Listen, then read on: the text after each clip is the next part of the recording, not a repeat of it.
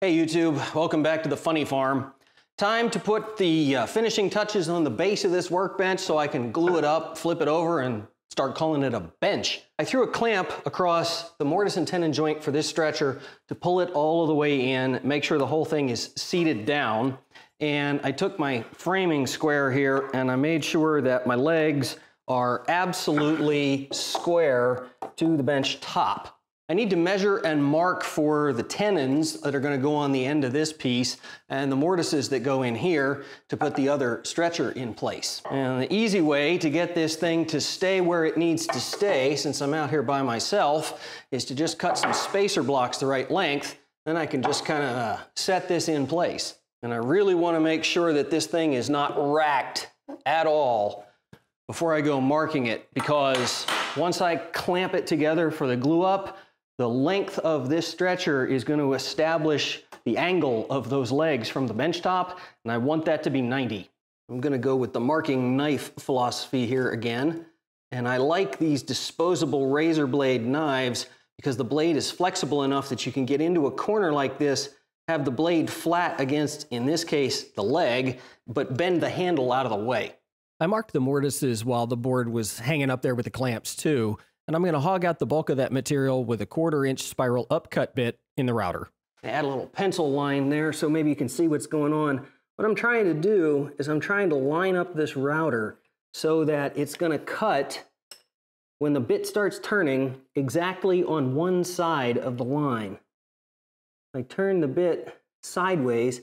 I don't know if you can see that in the video or not, but I'm actually just a teeny bit over the line. That's okay. I'd rather have these passes overlap than cut too much. That tells me that the edge guide is where it needs to be, so I'm going to go ahead and lock that down.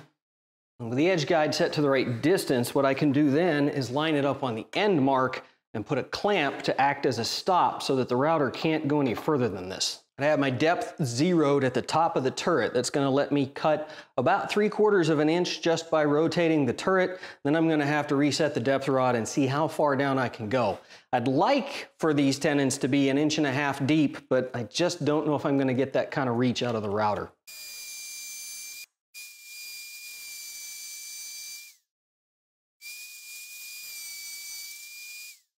That worked out fantastically. Now I need to make the same cut on the other side of this line, which means I probably need to flip this thing around just so I have a comfortable grip on the router. With the bulk of the material hogged out by the 2 passes with the 1/4-inch spiral upcut bit, I'm going to switch over now to a 5/8-inch straight bit. What that's going to do is that's going to leave me a nice smoothly rounded ends of the mortise, nice flat bottom, smooth walls. The whole thing will just come out real purty. But I did have to make 2 sort of adjustments here. First and foremost, I had to take the base plate off of my router because the 5/8-inch straight bit that I have is just simply not long enough to go all the way to depth with the base plate on the router. And the other thing is, instead of using the clamps just by themselves as the stops, I'm actually going to clamp these blocks of wood in here. Because I noticed with the 1/4-inch bit that as you made multiple passes and bumped into the clamps, they can rotate just a smidge. It was no big deal on my rough pass because I wasn't going all the way up to the line, but I am going to with this bit, and so I don't want these things to move. Last thing to note is that I have made a reference face mark on the legs on the side that I want to use to run the edge guide. I did that on all 4 of the legs to make sure that when I do this final cut, I'm doing it from the same side of the leg. It's actually the inside. So if the leg is standing here, it's this face.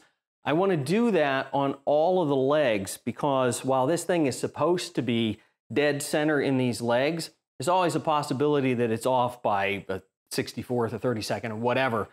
So if it's off, I want it to be off the same on the 2 legs so that the stretcher will go in there dead square, even if it's not exactly in the center.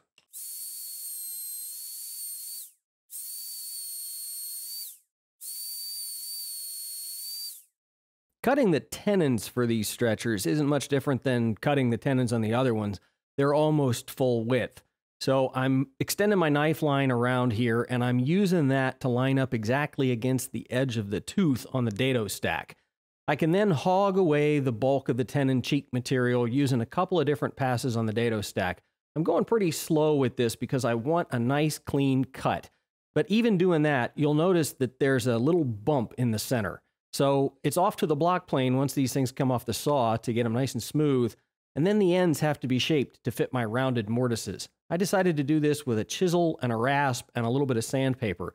It doesn't actually take that long, even though it's kind of hard work in this hard maple. Truth be told, I can't guarantee you that rounding over these tenons by hand is any easier than chopping out the mortises by hand. But it is a little more forgiving. If you're paring down the tenon, you're obviously not gonna go past the cheek. If you're chopping out the mortise, it's entirely possible to do that. Anyway, let's put this whole thing back together and see what she wrote.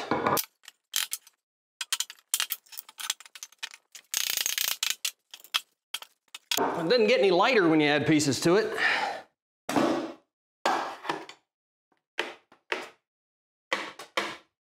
You know, it's almost like somebody did this on purpose. Well, doesn't get much better than that. Cross your fingers, we'll do the other one. Anybody remember those commercials? How do you spell relief? S-Q-U-A-R-E. I sure wish I could quit there, but we still have to put the horizontal stretchers across the length of the thing. I used the same spacer sticks that I used for the other stretchers to make sure that these come out at the same exact height. Clamp them in place, and then I can use the knife to mark the top and the bottom of what in the end is going to be a full lap joint that I'm going to cut out of the legs. I transfer that knife line around just like I did with all the rest of these things. You can set the knife right in the existing line and use it to set the square. That line is then how you line up the wood with the dado stack before you cut what is the first of 2 passes. The depth on this is significant enough that I waited for a second pass to set the final thickness of the wood. You can use the shallow part of the blade to line up the existing edges of the dado. All right, let's see how these things fit. Well, this one's a tiny bit snug, but the rest of them fit perfectly. I think what happened is this 7-foot long board has started to bow on me just a little bit. So I may go take, you know, a thou or 2 off on the jointer, but otherwise, I think the joinery is done. Well, I'd love nothing better than to go ahead and glue this thing up, but I have just plumb run out of daylight, and I hate editing footage that I have to shoot at a high ISO. So I think it's gonna wait for next time. Questions or comments, feel free to leave them below. Definitely think about hitting that sub button while you're down there. And until next time, stay safe, YouTube.